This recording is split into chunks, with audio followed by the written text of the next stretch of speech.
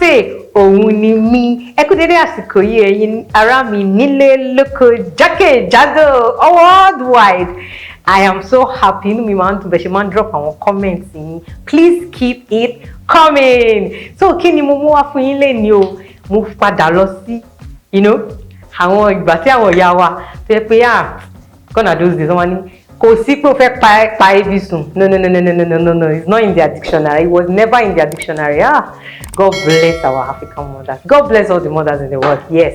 Okay, kí ni mo mú wá fún yín lénìí? Ila Alasepo. Does that ring a bell? Ó ti kọ́ tó ti jẹ́. Má worry, máa kọ́ ẹ bó ṣe máa ṣe. Very fast meal ni. Tó dẹ̀ pé ó máa ń débẹ̀ àwọn ìyá wa yẹn. Okay, kí ni àwọn èròjà ẹ̀? Èròjà ẹ̀ ni, of course, Ila Alasepo la pè. This is our okro, well cleaned and chopped off. Mo ti gé orí ẹ̀, mo ti àwọn ìdọ̀tí ẹ̀ mo ti gé. So that's it. Then obviously Adun ọbẹ̀ seasoning. Then iyọ̀, Isebe, ata gúngún. Mo kí ìgbà yẹn náà àpọ̀ ní. Then ata rodo, just for kókò ta yẹ́rí sí náà ni. Irú lélẹ̀, obviously àwọn mi ò kì í ra. Àwọn mi máa ń fẹ́ irú àpẹ̀tẹ̀, irú pẹ̀tẹ̀, irú roro ni èmi máa ń prefer pé kí n kàn máa rí lórí ìlà yẹn, bọ́ ẹlòmíì ò tẹ̀ kí n fi irú sí lára. It's all good. O lè má lo irú, o dẹ̀ lo the other one, no wàhálà. Then onions lélẹ̀, crayfish lélẹ̀, èdè lílọ̀ àti palm oil. A kì í fi òróró ṣe Ila Alasepo, epo la máa fi ń ṣe. Ẹran tá máa kó sí lélẹ̀. Nígbà yẹn náà mọ àwọn ìyá wa tó wá sí sharp kò bá jẹ ẹran ẹja tó bá ṣàtì nílé wọn á dà pọ̀, ó máa dòun ní ó máa di ọbẹ̀. So a ní ṣàkínbí alára ẹran, a ní roundabout, a ṣáà ní gbogbo ẹ̀. Mo ti rọra dá ẹsẹ̀ kékeré nísìn. Nǹkan tá a máa ṣe ni máa da ẹran yẹn sínú pot, a máa boil ẹ̀ sharp. Oúnjẹ yìí ò kì í pẹ́ rárá. Ẹ jẹ́ ká bẹ̀rẹ̀.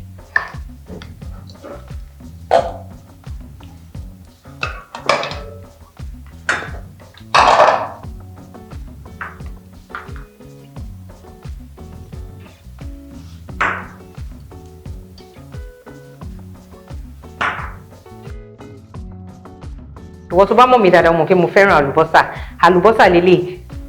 Mo fi seasoning yẹn adùn ọbẹ̀ àti iyọ̀ lásán àti àlùbọ́sà ni. Ṣé mo pé Ila Alasepo ni oúnjẹ àbínibí wa ni. À ń lo garlic, à ń lo ginger, ṣó ti yé yín, à ń lo sí. It's a plain meal tó jẹ́ pé yes, taste ẹ̀ lásán ó máa ń débẹ̀ ni. Bí àwọn ìyá wa ṣe fi lé wa lọ́wọ́ òun la ṣe ń sè, ṣó ti yé yín, without putting any twist. Mo fẹ́ kẹ́ rántí. So ẹran tí mo ti fẹ́ bọ̀ lélẹ̀, mo máa ra add omi díẹ̀ sí, torí omi ẹran yẹn náà ó ṣe kókó, ó ṣe pàtàkì. Ẹ jẹ́ rọra taste ẹ̀ tí adùn ọbẹ̀ àti iyọ̀ bá ti rọra tó nù ẹ̀. Ó ti rọra, ó ṣe sẹ́, ó zengemenge. If you know me, you know that word. Ó zengemenge. So òun lélẹ̀, a máa wá cover. Ẹ jẹ́ ká fún ní like 10, torí a máa fẹ́ kí bá ṣe ń gbé kò ní ẹgbẹ́ ẹran yẹn yìí. Ẹ jẹ́ ká fún ní like 10 to 15 minutes kó bọ̀ dáadáa. Ó ti ń bọ̀ lọ́wọ́, màá wá gbé ilá wa, ọba oúnjẹ ta fẹ́ sè, Ila Alasepo, màá gbé màá wá sáré chop ẹ̀. Tẹ́ bá ní grater tó jẹ́ ọlọ́wọ́ ẹ lè fi rín, pọ̀ ilé blender mi fẹ́ sáré fi ṣe.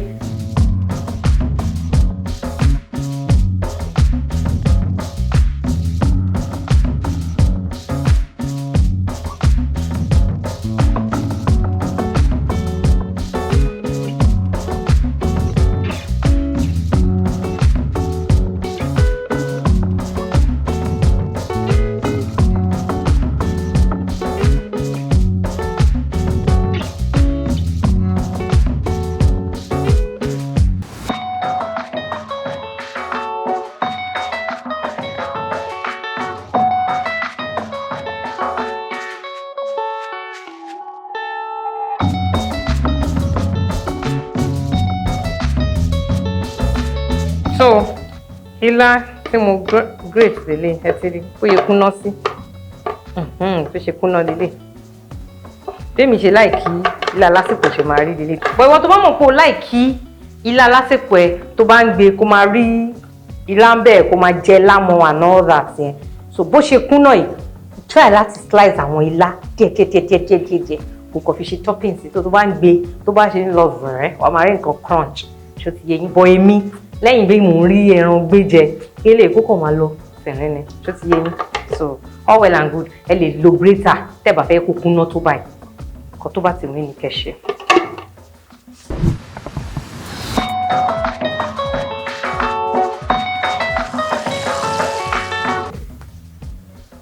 Ẹran yẹn ó ti rọ̀ dáadáa ó ti ṣọkútú wọ̀wọ̀ so màá wá lò iná ẹ̀ torí fast meal náà ni meal yìí o àfẹ́rín rẹpẹtẹ nínú ẹ̀ so màá wá wa ẹran mi ṣẹ́rí tẹ́ bá rí pé ẹran tẹ́ bọ̀ ó dọ̀tí ẹ mọ̀ omi ẹran ẹ̀ kò dùn rí lójú ọ̀kẹ́ ìgbà mi máa bọ ẹran máa gbà báwo lómi ẹran ẹ̀ ṣe rí báyìí ẹ try láti sieve ẹ̀ kúrò.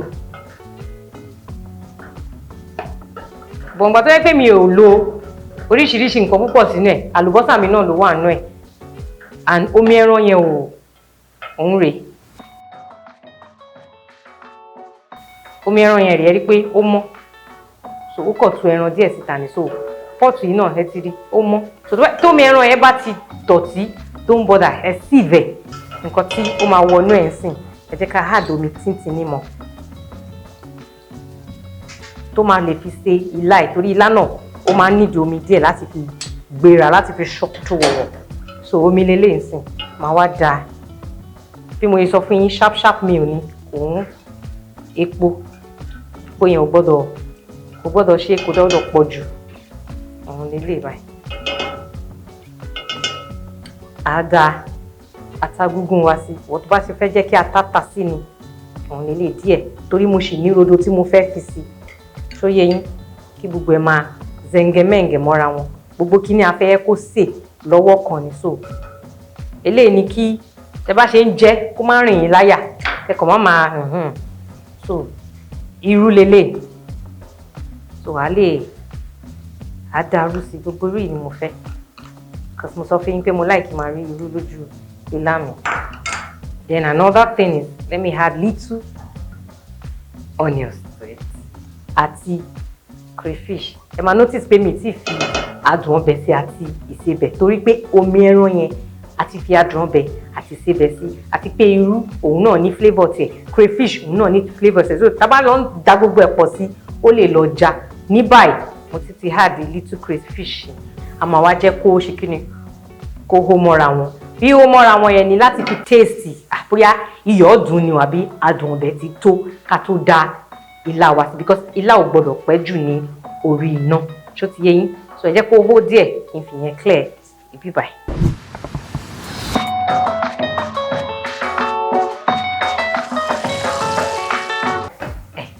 Ó ti hó báyìí.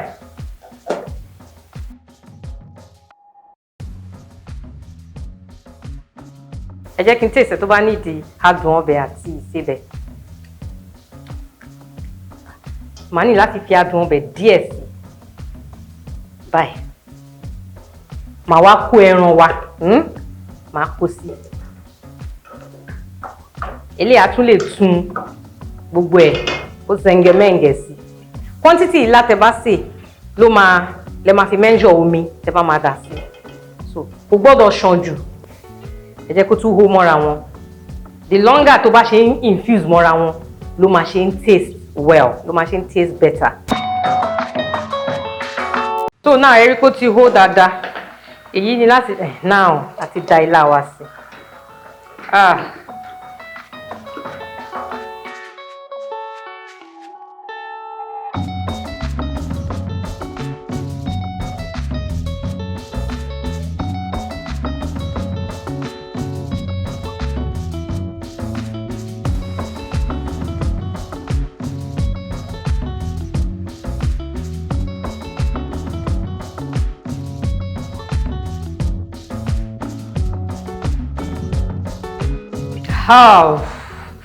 Ṣé ti rí ilá wa bó ṣe sọkútù wọ̀wọ̀ sometimes ẹlòmíì gan máa mistake ẹ fún àpọ̀n gbogbo ń ṣàpọ̀n ilá ni ṣé ti rí báyìí so ìwọ tó bá mọ̀ pé o fẹ́ ilá yẹn o fẹ́ máa rí kó máa crunch mo sọ fún ẹ earlier you need to dice your okro kẹ dice ẹ kẹ grate ẹ kínkínní kẹ dà sí all well and good but eléyìí ọmọ kékeré gan máa swallow ó máa gbàgbé pé okro lòún jẹ. So as it is àti yípo dáadáa ẹ ti rí àwa ṣe gbé báyìí ẹran la gbé and our ila is ready. Ila Alasepo tí èmi Alase ni mí tí mo fi twist nìyẹn. Please try it. Tẹ́ bá dẹ̀ ti try it, kẹ́ put it in the comment section bó bá ṣe lọ. Ẹ jẹ́ kí n serve. Eléyìí sì mo fẹ́ fi jẹ ẹ̀bà tó yanrantí ni. Màá serve ẹ̀ sí. You will see it. Ẹ̀bà mi rè ọbẹ̀ tí mo fẹ́ bù. Ẹ ti rí ilá mi. Oh la la, ẹni mo like oúnjẹ. Oúnjẹ gidi lọ̀rẹ́ àwọ̀. Báwọn bá ṣe bá lọ́wọ́ àwọn bàbá wa nìyẹn. Sí ìlà dáyé àpẹ́bọ̀ every. So that's it. Ẹ̀bà mi lélẹ̀. Olúwa o. Èyí wà lẹ́ni ò sí nǹkan. Alase Nimi. Okay, my hands are clean. Ọwọ́ mi mọ́ tónítóní. So ẹ̀bà tí mo fẹ́ fi bátù ẹ̀ nìyẹn ti rí báyìí.